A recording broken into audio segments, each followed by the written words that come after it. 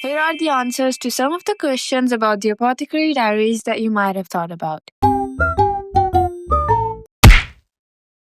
I decided to go a little deep into some answers. That's why there will be a lot of spoilers in this video, so I hope you're prepared. Now, we should really get out of here. Let's just quickly go through the basic questions and then move to the more detailed ones.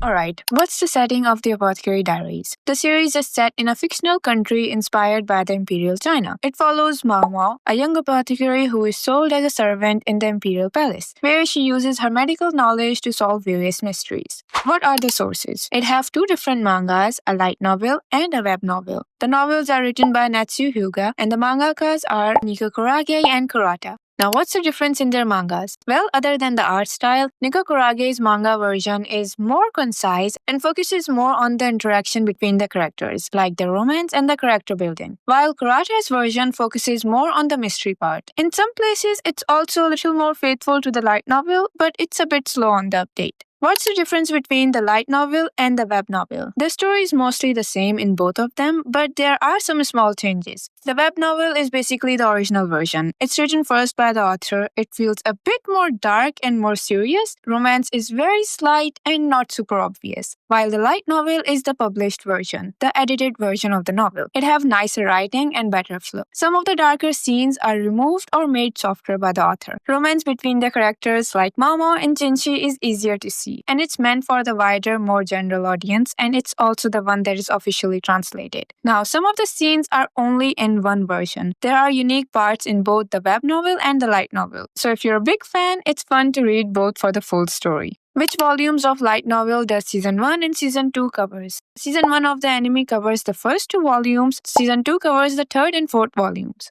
How many seasons and episodes are there? It's still ongoing, and Season 1 have whole 24 episodes and Season 2 will also have 24 episodes. The episodes are aired every week on Friday, and hopefully soon we will get the announcement for Season 3 as there are only 3 to 4 episodes left for Season 2.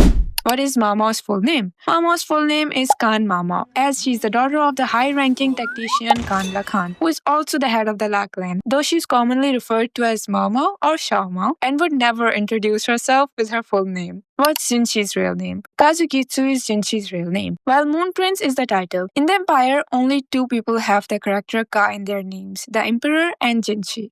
Okay, the next important question is, when did Jinshi propose Maomao? The first time he had proposed to her was in Volume 7, Chapter 18, and it was also the first time Maomao had a different view about something with her father, Liu Min, and somehow Jinshi had brought it up. After telling her that Soren is asking him to get a consort, hinting that he wants her, she tried to act aloof as always, as if the matter didn't concern her at all. You know what I'm trying to say? How can you act so indifferent? Are you that desperate to avoid me? He asked. She was about to blunt out a yes, but then slapped a hand over her mouth, though it was a little too late. Jinshi glared at her. He was exhausted, and she wished that she could order him to go to bed, but Jinshi was still talking. And that's when he said, I can see why Sir Liumin looks so harassed all the time. I can practically even understand how the honored strategist must feel. Hearing him say that, Maomao's ears started ringing. Jinshi was tired. She knew that, and maybe she was tired too, because she finally snapped. You're forever telling me I need to use my words, Master Jinshi, but you are in no position to criticize. Everything you say to me, everything you do, it's like it's calculated to save you from ever having to actually say what you mean, to make me figure it all out. She went on for a while, asking him to use his words, comparing him to a man who lost his lover and sulked for the rest of his days. But when he finally did use his words, she wasn't sure she wanted to hear them. He said, so I should be clear, should I? I should say what I mean. If I did, would you actually listen to me? Is that what you're telling me? I'm going to hold you to that. Right this minute. I'll say it all.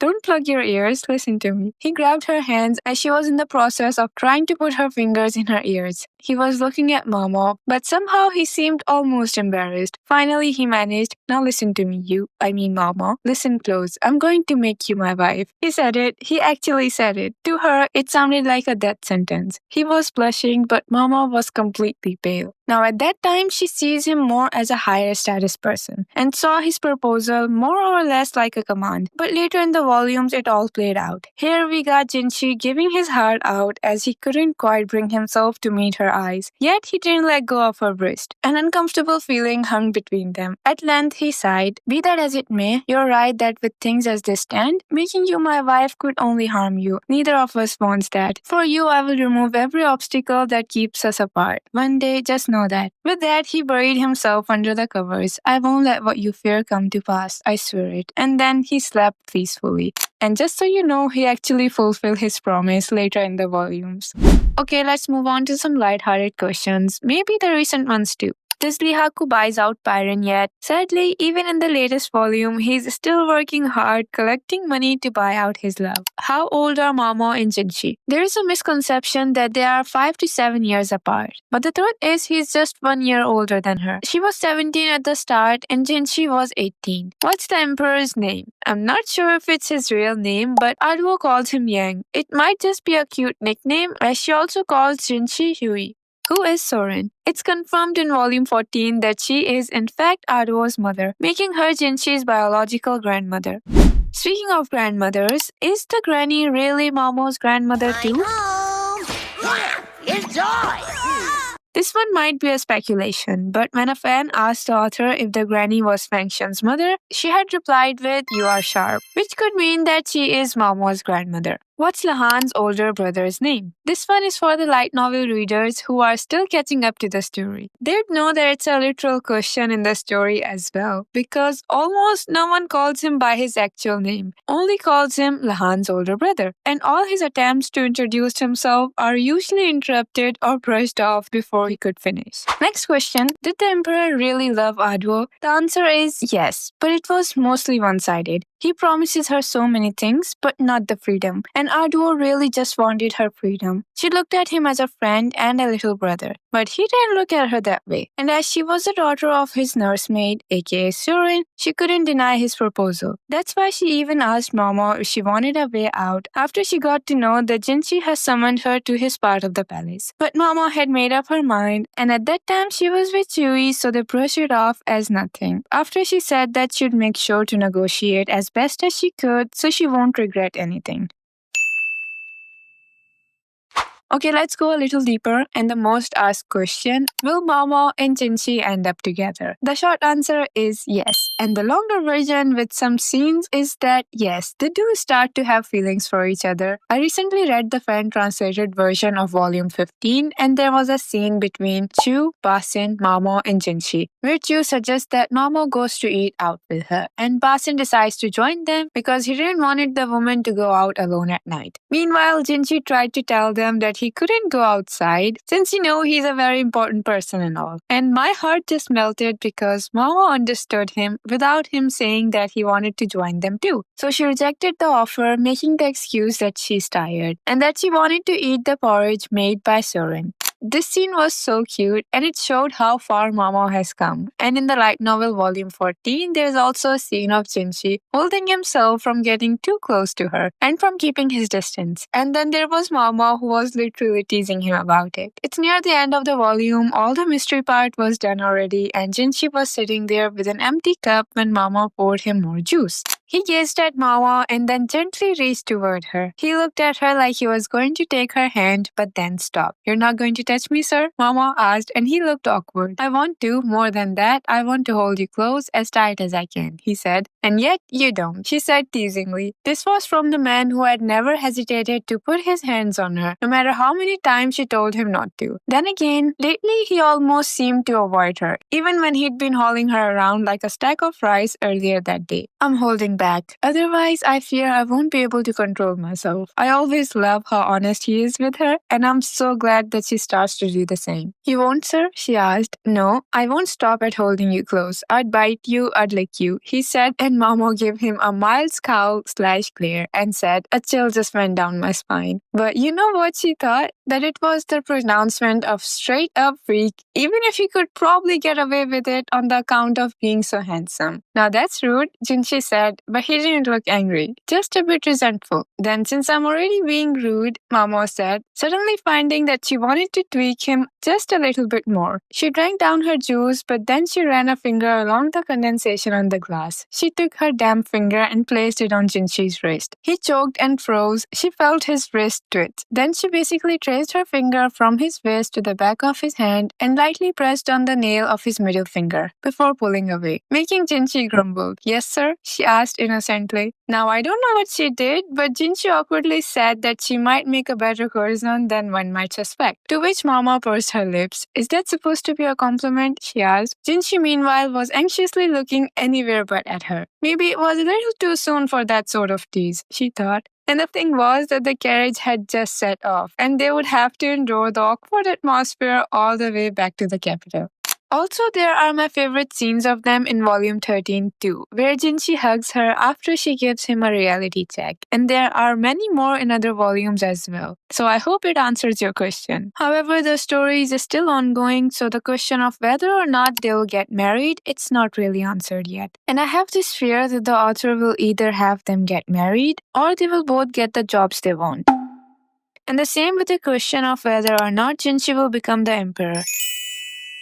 It's not confirmed as the story is ongoing, but the emperor is healthy and both Lihua and Gyokyo's sons are fine. So maybe he won't really have to worry about that since he really doesn't want to be the emperor. And Maomao too said that she doesn't want him to be the emperor since he is really not suited for it. Now, some questions about the recent events. Also, comment if you're curious about some other things. I will try to answer them just to make you hooked so you can buy all the volumes. Maomao just got kidnapped by our sweet Shishui and the fake eunuch Suri. But who are they? In short, they belong to the Shi clan and both are Shishu's daughters, but they don't have the same mother. One has royal blood and the other doesn't. You might remember the ghost story episode and the girl who liked to tell stories, the one who became the victim of the previous emperor. The girl name was Tehao and she was the lady in waiting of a higher and older consort Shinmei. And as she was the victim, she gave birth when she was just past 10 years of age. So in order to hide an illegitimate birth, the crime was pinned on a court physician, and both the baby and the physician were banished from the inner court. When the daughter grew up, Shishu took her under his wing and made her his first wife. There isn't actually a name for her, but she's known as the Banished Princess, and Suri is her daughter. That makes her Jinshi's half-cousin. So Suri was from his first wife, and Shisui was the second daughter, and her mother name was Shinmei. And no offense, I really didn't like her. Not just because she was extremely prideful, self-involved, and vengeful woman who was also jealous of more beautiful people than her, including the former emperor and Jinshi, by the way. She was also cruel to her stepdaughter, torturing and abusing her, and even to her own daughter. The reason for her hate could be justified, but I'm not up for it. So they both were sisters, and while one is treated as a gem, the other is treated like a punching bag. This brings us to the question of who is the villain here. This answer can't be very simple because of the amazing way the story is written, but I would say the villain list includes Shisu, his second wife Shinmei, the former emperor, and his mother, at least for the recent volumes. Next question is, what place did they go to and why did they brought Maomao along with them? They went to an old fortress where the Shi clan was, including their children. And maybe they bought Maomao because they knew the connection she had with Jinshi and Lacan and thought that it would probably trigger a war. Or maybe because Shisui knew that she needed someone to make sure the kids had someone to attend to when the whole Shi clan gets arrested, as it would be a matter of time before the secret army would attack them. Now, why should they be attacked and be erased? That's because the whole clan was deeply involved in crime, embezzlement, and other illegal activities. マオマオはどこへ行った And you might have seen how restless Jinshi was, so you might wonder if Jinshi would find Maomao and how would he react once he did. The answer is yes, of course he will find her, and according to him, he acted more calmly than he had thought after seeing her. Next question, who was behind Jinshi's assassination attempt? It's clear now that it was the Shi clan. The reasons could include that Shinmei, their head, hates the imperial family and wants her daughter to become the empress. And why do they want Jinshi gone? It's not Jinshi they're after, it's the imperial brother. And the reasons are the same. They want to raise the status of their own province with the help of Lolan aka Shisui. I think that's it for the recent ones. I hate to spoil everything, so let's go back to the random questions. Who was better at Go, Fengshen or Lacan? Obviously Fengshen. We saw him blushing while explaining her moves. She was so good at it that she even won against him more than once. Speaking of them, we know that he's Maomao's biological father, and the fact that he messed up in the past, but comes back and marries his love Fengshen. But she was severely sick, so what happens to her? Sadly, she dies after some times, and Lacan's mind gets a little messed up. Seeing him in that state, his adopted son, Lahan, who was also Maomao's cousin, asked Maomao to visit him, and she actually did. He played a game of Go with her and thankfully went back to being himself again, though the scenes of him being in depression were very heartbreaking. As for whether or not Maomao forgives Fengshen, I'm not sure, but when Lacan showed Fengshen's hair to Maomao after she died, she bowed her head in respect. In the question of whether or not she accepts Lacan as her father, the answer is no. She considered Liumin as her father and thinks that she doesn't need another. Plus, there are so many cool scenes of her standing up for Liumin, including the one in the light novel Volume 6, where she literally poured soup on her so-called grandfather because he disrespected Liumin. And you might wonder if he was always like that, like if he ever got married or had any love interest. The author gave this answer and she said that his first love died in witch hunt, and there's a chapter in volume 9 where he talks about his teacher from the west. She was accused of being a witch, and to test whether the accusation were true, they tied her to a boulder and threw her in the water. If she didn't float to the surface, it would prove that she wasn't a witch. If she did, it would show that she was a witch, and they would burn her alive. Later, they determined that the woman was no witch, but it didn't put the breath back in her lungs. It was so sad because her last will was for Liumin to steady on her body for the advancement of medicine. He dissected and steadied her, which later helped him in saving the Empress Dowager / Anshi in giving birth to the current emperor. Anyways, we were talking about fathers and love interest, so let's clear out the parental question of Jinshi again, because some people who read the manga and watched the anime are still confused, and some are even convinced that he's the previous emperor's son after this season. But believe me, he's not his son. He's Ado's and the current emperor's son, and it gets confirmed in the later volumes of the light novel. Watch this video if you somehow still don't believe me. So the baby swap theory that Maomao thought of was true after all. But does Jinshi know about it? And does the emperor know? For Jinshi, it's not confirmed, though the emperor knew about it from the beginning. But he can't really do anything because of the politics.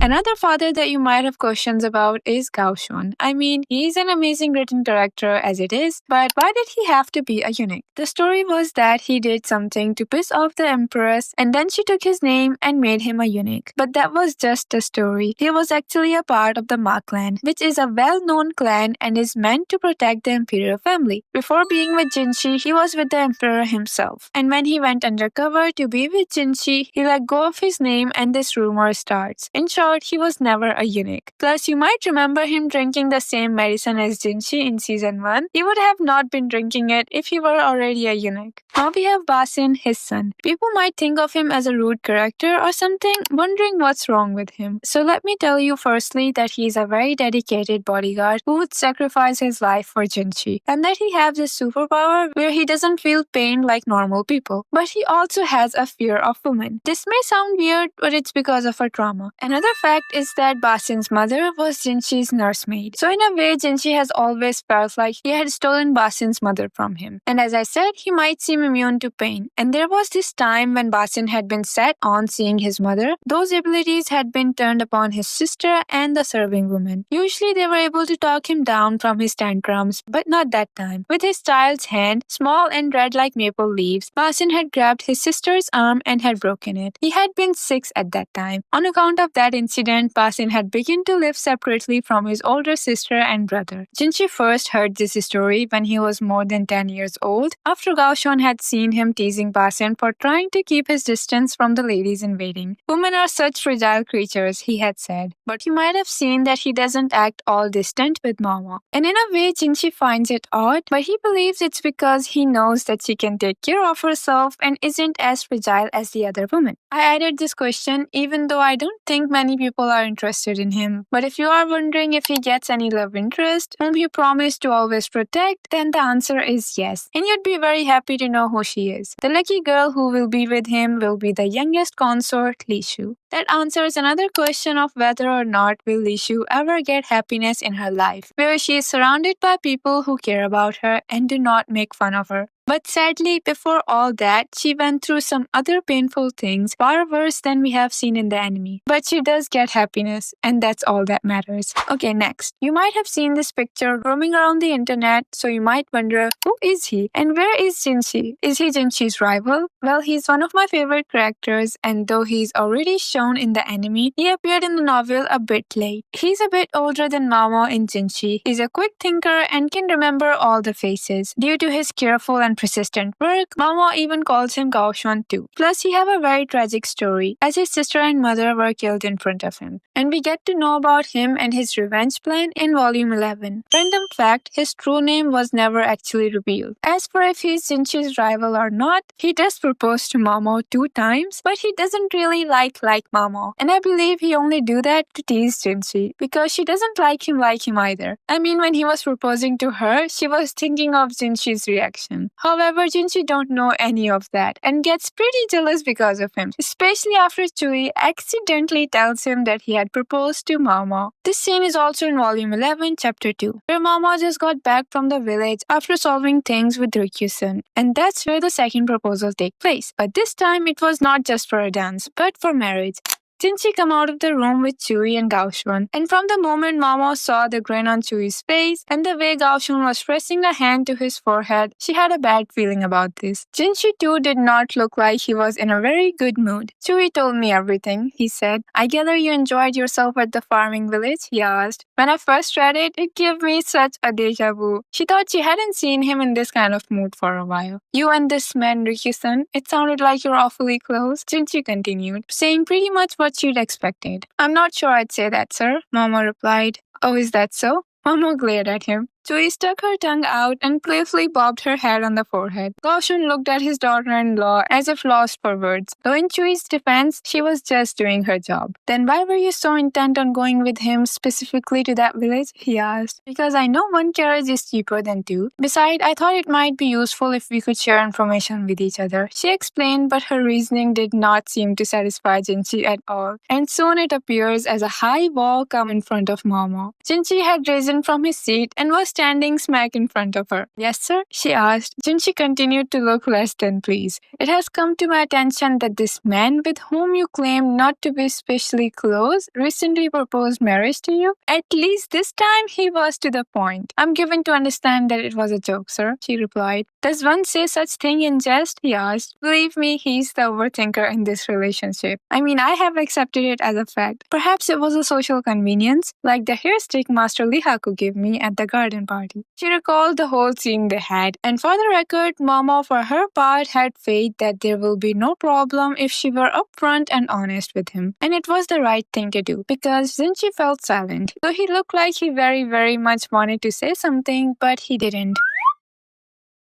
Lastly, the sources. Where can you watch the show? You can watch it on Crunchyroll, Netflix, or on Amazon Prime. Where can you read the manga? They are available on Manga Up, or you can buy the physical copies from any anime store. Where can you read the light novel? You can download them from the J Novels Club, read on Amazon Kindle, or order the physical book online. I think that's enough. I could continue to talk about them for hours, but then I'd have to edit for hours too. So I will stop here. In the end, I hope you enjoyed this video. Thank you for listening to me. Take care of yourself and goodbye. Never be the same. I don't really wanna hurt you, but I can't control the pain. If you're sticking by my side, maybe we could be okay. Okay, maybe you could be the change.